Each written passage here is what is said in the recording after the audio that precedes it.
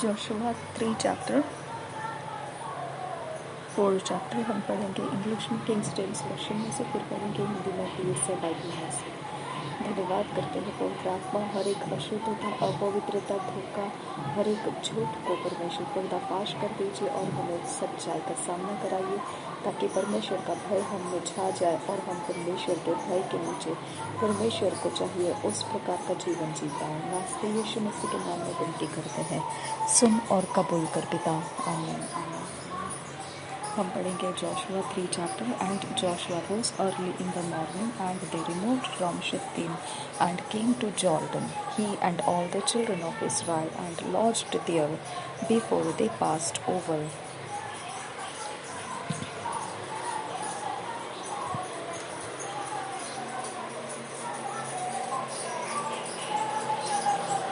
And it came to pass after 3 days that the officers went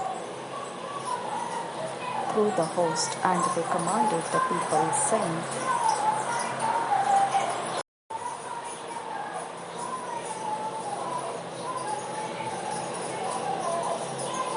And it came to pass after 3 days that the officers went through the host, and they commanded the people, saying, When ye see the ark of the covenant of the Lord your God, and the priests the Levites bearing it, then ye shall remove from your place and go after it. Yet there shall be a space between you and it, about 2,000 cubits by measure. Come not near unto it, that ye may know the way by which ye must go, for ye have not passed this way heretofore. And Joshua said unto the people, Sanctify yourselves, for tomorrow the Lord will do wonders among you. And Joshua spake unto the priests, saying, Take up the ark of the covenant, and pass over before the people. And they took up the ark of the covenant, and went before the people. And the Lord said unto Joshua, This day will begin to magnify thee in the sight of all Israel, that they may know that as I was with Moses, so I will be with thee. And thou shalt command the priests that bear the ark of the covenant, saying, When ye are come to the brink of the water of Jordan, ye shall stand still in Jordan. And Joshua said unto the children of Israel, Come hither, and hear the words of the Lord your God.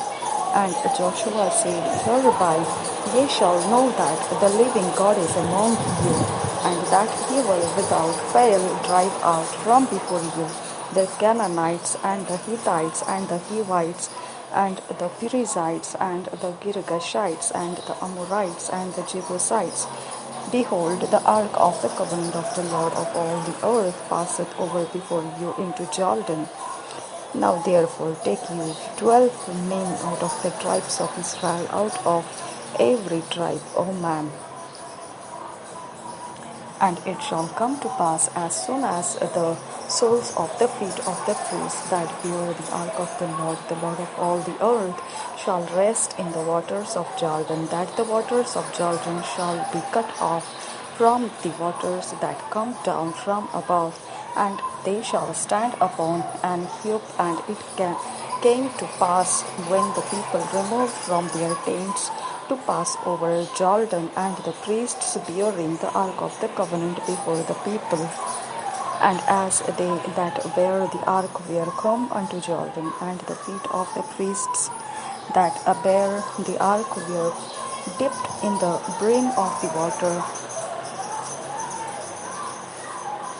for Jordan overfloweth all his banks all the time of harvest, that the waters which came down from above stood and rose up upon an heap very far from the city Adam, that is beside Zerethan. And those that came down toward the sea of the plain, even the salt sea, failed and were cut off, and the people passed over right against Jericho. And the priests that bear the ark of the covenant of the Lord stood firm on dry ground in the midst of Jordan, and all the Israelites passed over on dry ground until all the people were passed clean over Jordan.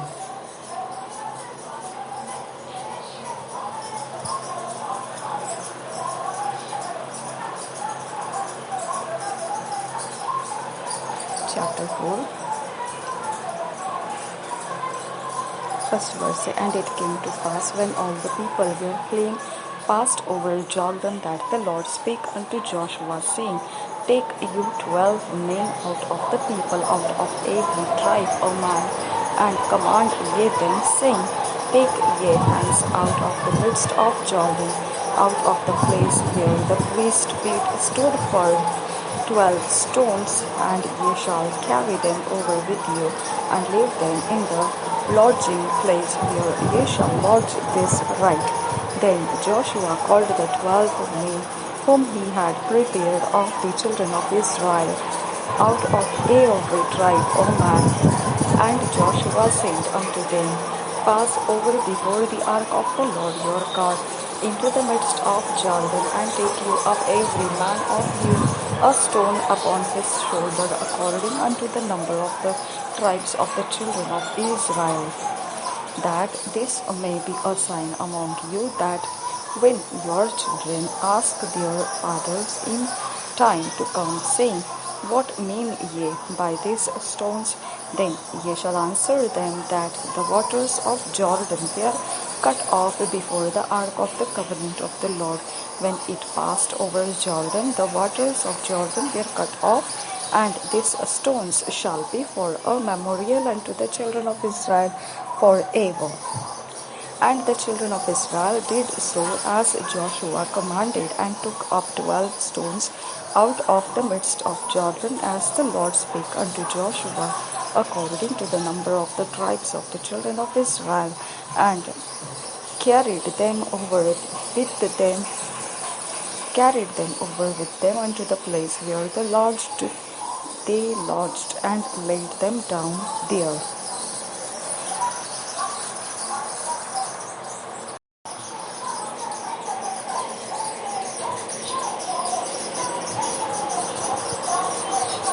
And Joshua set up 12 stones in the midst of Jordan, in the place where the feet of the priests bare the ark of the covenant stood, and they are there unto this day. For the priests which bare the ark stood in the midst of Jordan until everything was finished, that the Lord commanded Joshua to speak unto the people according to all that Moses commanded Joshua, and the people hasted and passed over. And it came to pass, when all the people were clean passed over, that the ark of the Lord passed over, and the priests in the presence of the people, and the children of Reuben, and the children of Gad, and half the tribe of Manasseh passed over, armed before the children of Israel, as Moses spake unto them. About 40,000 prepared for war passed over before the Lord unto Bethel, to the plains of Jericho. On that day the Lord magnified Joshua in the sight of all Israel, and they feared him as they feared Moses all the days of his life. And the Lord spake unto Joshua, saying, Command the priests that bear the ark of the testimony, that they come up out of Jordan. Joshua therefore commanded the priests, saying, Come ye up out of Jordan. And it came to pass, when the priests that bare the ark of the covenant of the Lord were come up out of the midst of Jordan, and the soles of the priests' feet were lifted up unto the dry land, that the waters of Jordan returned unto their place, and flowed over all his banks as they did before. And the people came out of Jordan on the 10th day of the first month, and encamped in Gilgal in the east border of Jericho. And those 12 stones which they took out of Jordan did Joshua pitch in Gilgal. And he spake unto the children of Israel, saying, When your children shall ask their fathers in time to come, saying, What mean these stones? Then ye shall let your children know, saying, Israel came over this Jordan on dry land, For the Lord your God dried up the waters of Jordan from before you, until ye were passed over, as the Lord your God did to the Red Sea, which he dried up from before us until we were gone over, that all the people of the earth might know the hand of the Lord, that it is mighty, that ye might fear the Lord your God forever. इन्हीं वचनों को हम पढ़ेंगे हिंदी में BSI Bible में से। यहोशू की पुस्तक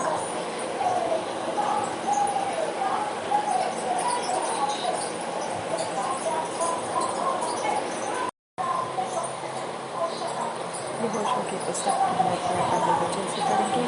बेहाल हो गए यहोशू सवेरे उठा और सब इस्राएलियों को साथ लिए शित्तीम से कूच कर यरदन के किनारे आया, और वे पार उतरने से पहले वहीं टिक गए। और 3 दिन के बाद सरदारों ने छावनी के बीच जाकर प्रजा के लोगों को यह आज्ञा दी कि जब तुमको अपने परमेश्वर यहोवा की वाचा का संदूक और उसे उठाए हुए लेवीय याजक भी देख पड़े, तब अपने स्थान से कूच करके उसके पीछे पीछे चलना, परंतु उसके और तुम्हारे बीच में 2000 हाथ के अटकल अंतर रहे। तुम संदूक के निकट न जाना, ताकि तुम देख सको कि किस मार्ग से तुमको चलना है, क्योंकि अब तक तुम इस मार्ग पर होकर नहीं चले। फिर यहोशू ने प्रजा के लोगों से कहा, तुम अपने आप को पवित्र करो, क्योंकि कल के दिन यहोवा तुम्हारे मध्य में आश्चर्य कर्म करेगा। तब यहोशू ने याजकों से कहा, वाचा का संदूक उठाकर प्रजा के आगे आगे चलो। तब वे वाचा का संदूक उठाकर आगे आगे चले। तब यहोवा ने यहोशू से कहा, आज के दिन से मैं सब इस्राएलियों के सन्मुख तेरी प्रशंसा करना आरंभ करूंगा, जिससे वे जान लो कि जैसे मैं मूसा के संग रहता था, वैसे ही मैं तेरे संग ही हूँ। और तू वाचा के संदूक के उठाने वाले याजकों को यह आज्ञा दे कि जब तुम यरदन के जल के किनारे पहुँचो, तब यरदन में खड़े रहना। तब यहोशू ने इस्राएलियों से कहा कि पास आकर अपने परमेश्वर यहोवा के वचन सुनो। और यहोशू कहने लगा कि इससे तुम जान लोगे कि जीवित ईश्वर तुम्हारे मध्य में है, और वह तुम्हारे सामने से निसंदेह कनानियों, हित्तियों, हिब्बियों, परिज्जियों, गिर्गाशियों, एमोरियों और यबूसियों को उनके देश में से निकाल देगा। सुन, पृथ्वी भर के प्रभु के वाचा का संदूक तुम्हारे आगे आगे यरदन में जाने पर है। इसलिए अब इस्राएल के गोत्रों में से 12 पुरुषों को चुन लो, वे एक एक गोत्र में से एक पुरुष हो। और जिस समय पृथ्वी भर के प्रभु यहोवा की वाचा का संदूक उठाने वाले याजकों के पांव यरदन के जल में पड़ेंगे, उस समय यरदन का ऊपर से बहता हुआ जल थम जाएगा, और बहता हुआ जल थम जाएगा और ढेर होकर ठहरा रहेगा। सो जब प्रजा के लोगों ने अपने डेरों से यरदन पार जाने को कूच किया, और याजक वाचा का संदूक उठाए हुए प्रजा के आगे आगे चले, और संदूक के उठाने वाले यरदन पर पहुँचे, और संदूक के उठाने वाले याजकों के पांव यरदन के तीर के जल में डूब गए। यरदन का जल तो कटनी के समय के सब दिन कड़ारों के ऊपर ऊपर बहा करता है। तब जो जल ऊपर की ओर से बहा आता था, वह बहुत दूर, अर्थात आदाम नगर के पास जो सारतान के निकट है, रुक कर एक ढेर हो गया और दीवार सा उठा रहा। और जो जल अराबा का ताल, जो खारा ताल भी कहलाता है, उसकी ओर बहा जाता था, वह पूरी रीति से सूख गए। और प्रजा के लोग यरीहो के सामने पार उतर गए। और याजक यहोवा की वाचा का संदूक उठाए हुए यरदन के बीचों बीच पहुंचकर स्थल पर स्थिर खड़े रहे, और सब इस्राएली स्थल ही स्थल पार उतरते रहे, निदान उस सारी जाति के लोग यरदन पार हो गए। यहोशू 4 अध्याय पहले वचन से। जब उस सारी जाति के लोग यरदन के पार उतर चुके, तब यहोवा ने यहोशू से कहा, प्रजा में से 12 पुरुष अर्थात गोत्र पीछे एक एक पुरुष को चुनकर यह आज्ञा दी कि तुम यरदन के बीच में जहाँ याजकों के पांव धरे थे वहाँ से 12 पत्थर उठाकर अपने साथ पार ले चलो, और जहाँ आज की रात पड़ाव होगा वहीं उनको रख देना। तब यहोशू ने उन 12 पुरुषों को, जिन्हें उसने इस्राएलियों के प्रत्येक गोत्र में से छांट कर ठहरा रखा था, बुलवाकर कहा, तुम अपने परमेश्वर यहोवा के संदूक के आगे यरदन के बीच में जाकर इस्राएलियों के गोत्रों की गिनती के अनुसार एक एक पत्थर उठाकर अपने अपने कंधे पर रखो, जिससे यह तुम लोगों के बीच चिन्हानी ठहरे। और आगे को जब तुम्हारे बेटे यह पूछे कि इन पत्थरों का क्या मतलब है, तब तुम उन्हें उत्तर दो कि यरदन का जल यहोवा की वाचा के संदूक के सामने से 2 भाग हो गया था, क्योंकि जब वह यरदन पार आ रहा था तब यरदन का जल 2 भाग हो गया। सो वे पत्थर इस्राएल को सदा के लिए स्मरण दिलाने वाले ठहरेंगे। यहोशू की इस आज्ञा के अनुसार इस्राएलियों ने किया, जैसा यहोवा ने यहोशू से कहा था वैसा ही उन्होंने इस्राएलियों ने किया। जैसा यहोवा ने यहोशू से कहा था वैसा ही उन्होंने इस्राएली गोत्रों की गिनती के अनुसार 12 पत्थर यरदन के बीच में से उठा लिए और उनको अपने साथ ले जाकर पड़ाव में रख दिया। और यरदन के बीच जहाँ याजक वाचा के संदूक को उठाए हुए अपने पांव धरे थे, वहाँ यहोशू ने 12 पत्थर खड़े कराए। वे आज तक वही पाए जाते हैं। और याजक संदूक उठाए हुए उस समय तक यरदन के बीच खड़े रहे जब तक वे सब बातें पूरी न हो चुकी जिन्हें यहोवा ने यहोशू को लोगों से कहने की आज्ञा दी थी। तब सब लोग फुर्ती से पार उतर गए। और जब सब लोग पार उतर चुके तब याजक और यहोवा का संदूक भी उनके देखते पार हुए। और रूबेनी, गादी और मनश्शे के आधे गोत्र के लोग मूसा के कहने के अनुसार इस्राएलियों के आगे बांधे हुए पार गए, अर्थात कोई 40,000 पुरुष युद्ध के हथियार बांधे हुए संग्राम करने के लिए यहोवा के सामने पार उतरकर यरीहो के पास के अराबा में पहुंचे। उस दिन यहोवा ने सब इस्राएलियों के सामने यहोशू की महिमा बढ़ाई, और जैसे वे मूसा का भय मानते थे वैसे ही यहोशू का भी भय उसके जीवन भर मानते रहे। और यहोवा ने यहोशू से कहा कि साक्षी का संदूक उठाने वाले याजकों को आज्ञा दे कि यरदन में से निकल आए। तो यहोशू ने याजकों को आज्ञा दी कि यरदन में से निकल आओ। और ज्यों ही यहोवा की वाचा का संदूक उठाने वाले याजक यरदन के बीच में से निकल आए और उनके पांव स्थल पर पड़े, त्यों ही यरदन का जल अपने स्थान पर आया और पहले की नाई कड़ारों के ऊपर तीर बहने लगा। पहले महीने के 10वें दिन को प्रजा के लोगों ने यरदन में से निकलकर यरीहो के पूर्व सिवाने पर गिलगाल में अपने डेरे डाले। और जो 12 पत्थर यरदन में से निकाले गए थे उनको यहोशू ने गिलगाल में खड़े किए।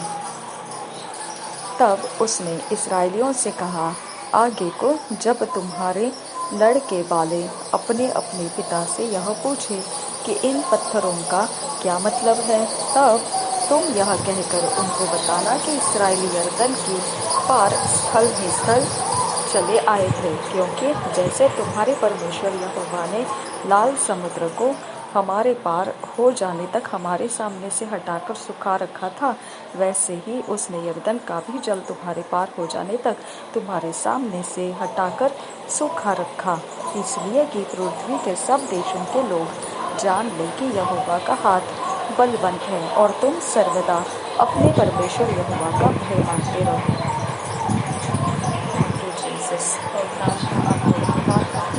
आप हमें बुक एंड टिक्स कीजिए वचन में ईश्वरीय रचना डिवाइन ऑर्डरनेस में लेकर आइए। नास्ती यीशु मसीह के नाम में विनती करके पिता सुन और कबूल कर, आमीन।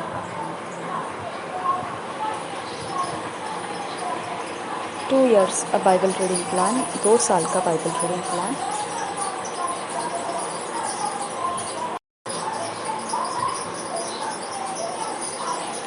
रोमन्स 4 चैप्टर 1 वर्स से 10 वर्स, सैम्स 101 चैप्टर, रोमियो की पत्री 4 अध्याय 1 वचन से 10 वचन, भजन संहिता 101 अध्याय। हम अकेले में बैठकर व्यक्तिगत समय में इसे पढ़ना है, क्योंकि जब हम व्यक्तिगत पर्सनल टाइम में इसे पढ़ेंगे तब इसके अंदर से परमेश्वर का वचन हमको भेद बताएगा, रहस्य बताएगा और हमें समझाएगा कि हमने उसके पीछे क्यों चलना है।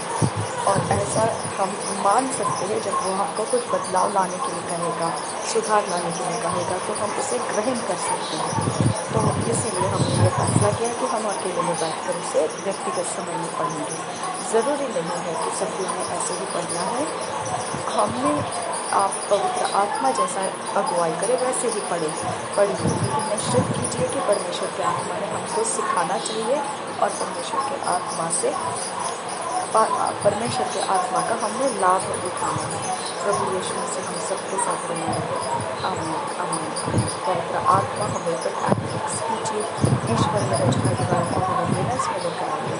नासरी यीशु मसीह के नाम में विनती करते हैं पिता, सुन और कबूल कर। आमीन आमीन।